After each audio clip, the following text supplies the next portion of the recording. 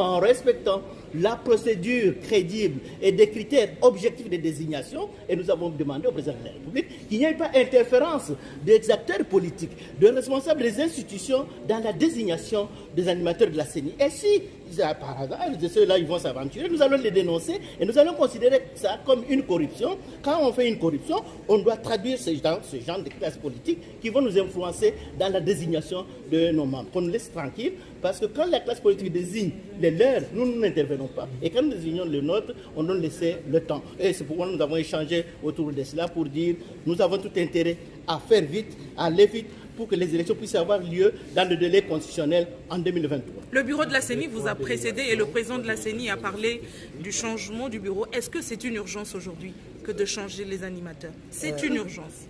Je crois qu'il faut noter que le président de la République lui-même a reconnu qu'il aurait été important qu'il nous reçoive avant ces institutions qui ont parlé des élections, parce qu'il a estimé que dans nos argumentaires, nous lui avons appris beaucoup de choses.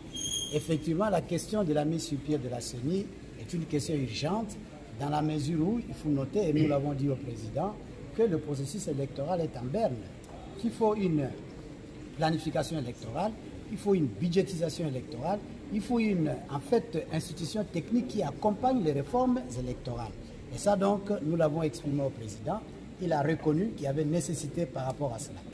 Mais il faudrait aussi dire que par rapport à la question politique de la coalition, nous avons dit au président de la République qu'il était important, d'abord, qu'il ait en vue la stabilité du pays, qu'il ait en vue la sécurité du pays, qu'il ait en vue le fait que le pays doit évoluer dans la paix, qu'après avoir consulté, qu'il puisse en fait constituer un cahier des charges sur base duquel il verrait rationnellement, systématiquement, comment voir la manière de pouvoir requalifier la coalition de telle sorte que en fait, tout le monde puisse être pris en compte en tant qu'acteur pour la gestion du pays, étant donné que lui-même a dit qu'il a eu à tendre la main pour gérer le pays en tout amour et consolider la cohésion nationale. Merci.